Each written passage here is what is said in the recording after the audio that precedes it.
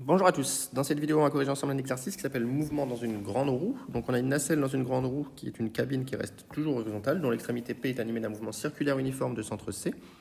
Et on repère la position de la nacelle par l'angle θ égale oméga t par rapport à la verticale, entre la verticale et CP.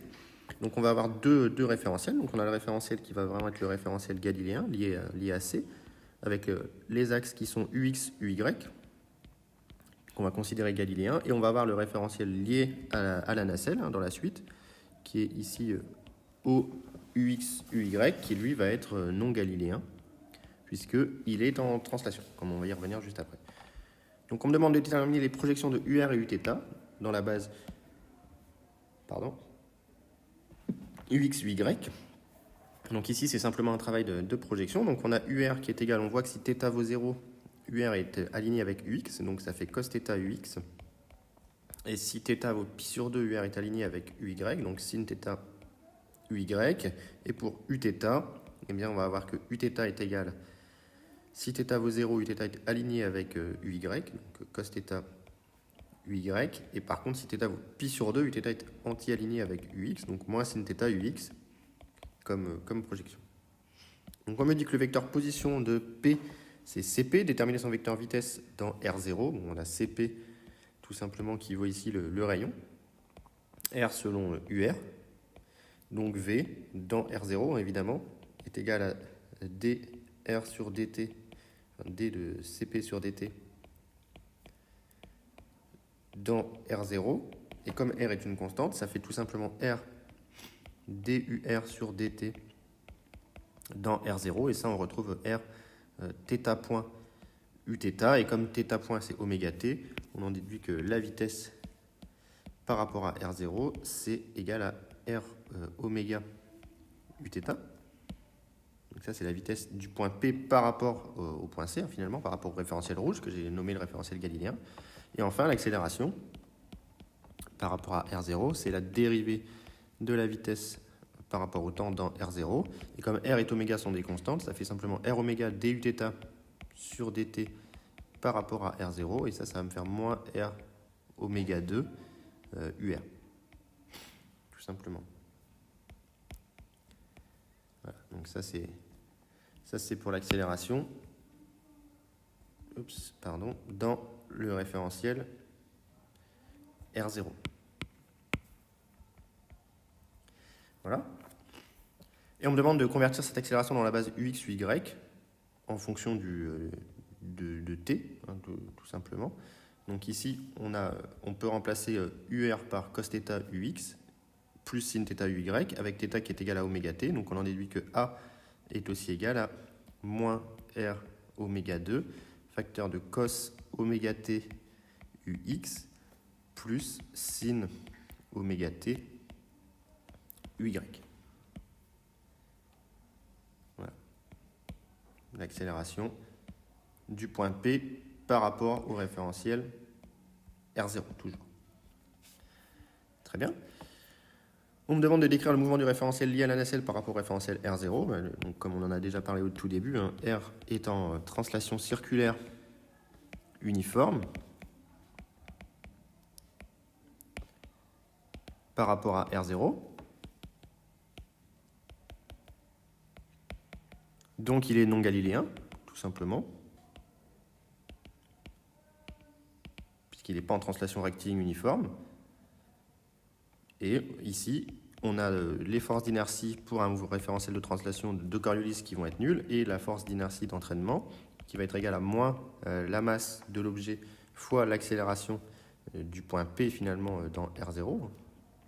Donc c'est ce qu'on a calculé comme étant moins m grand A par rapport à R0. Donc on va devoir rajouter une force d'inertie d'entraînement qui vaut mr oméga carré, facteur de cos oméga t ux, plus sin oméga t uy, tout simplement. Voilà pour ce qu'on obtient ici. Donc on explique en question 4 qu'un mobile grand M de masse petit m est posé sur le sol où il glisse sans frottement solide. Sa position est repérée par OM égale YUY. On nous demande d'écrire la loi de la quantité de mouvement, sachant qu'il subit une force de frottement fluide. Donc on y va, on on a l'accélération relative dans le référentiel de la nacelle, qui est l'accélération du point M dans le référentiel de la nacelle, qui vaut tout simplement y point, pardon, UY, hein, ici. Ça, c'est l'accélération relative. Et puis, on va écrire la deuxième loi de Newton dans ce référentiel non galiléen, donc dans R. Eh bien, on a que la masse fois l'accélération relative est égale à la somme des vraies forces plus la force d'inertie d'entraînement, dans la mesure où je n'ai pas de force de Coriolis ici, avec comme force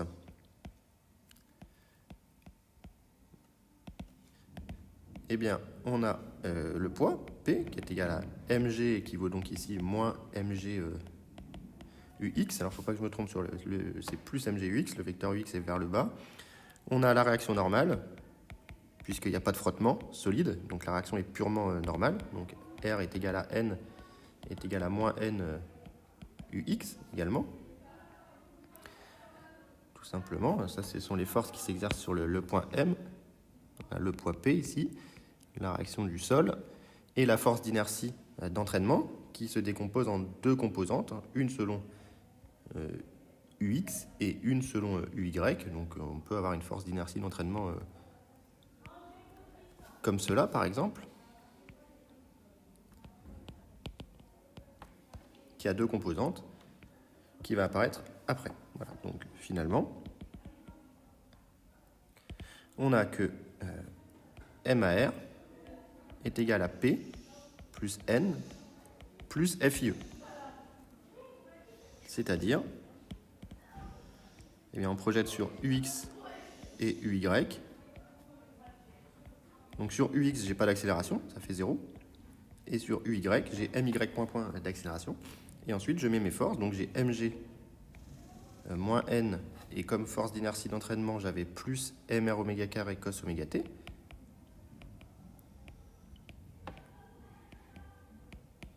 Voilà, tout simplement. Et sur Y, j'ai uniquement comme force la force d'inertie d'entraînement, donc MR oméga carré sinus oméga T. Donc voilà mes deux équations du mouvement obtenues.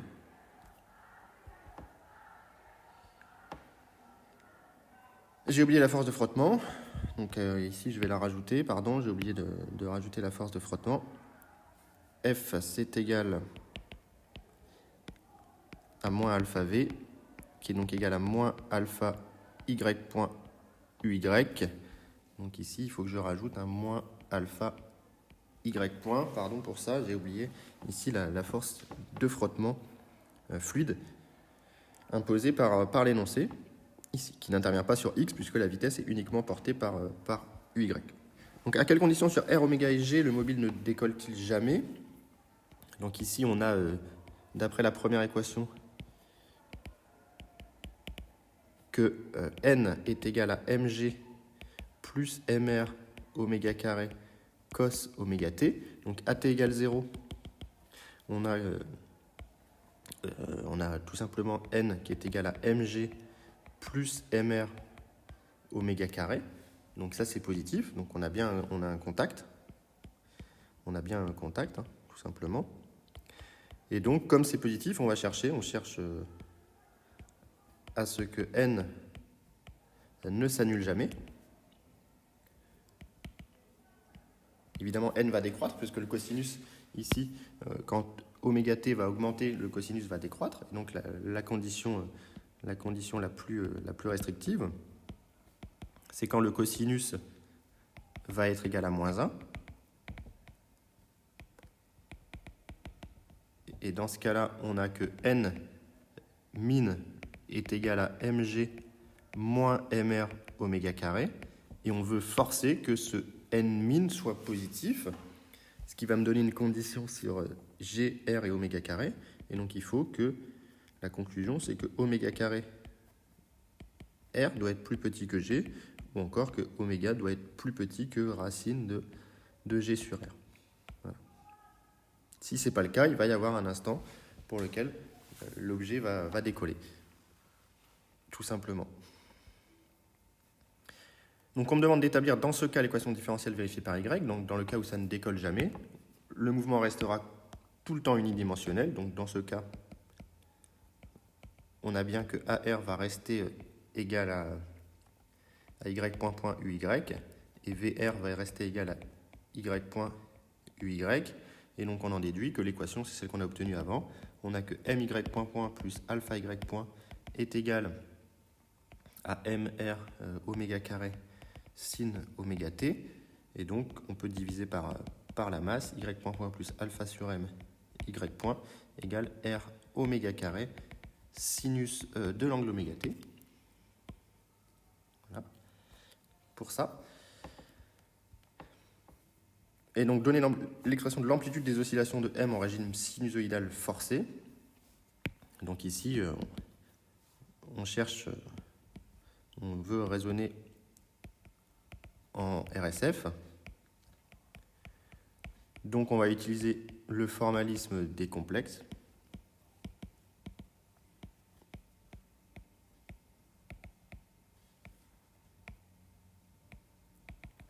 Donc on va poser y bar qui est égal à l'amplitude y0 exponentielle j oméga t. Enfin, y en RSF, on va le poser que c'est y égale y0 cos oméga t. Tout simplement, plus phi éventuellement.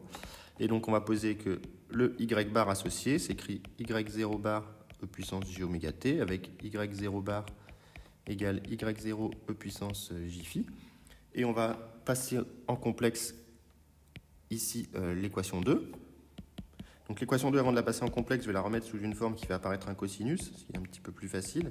Ça fait r oméga carré cos oméga t moins pi sur 2. Donc ça fait bien sin oméga t.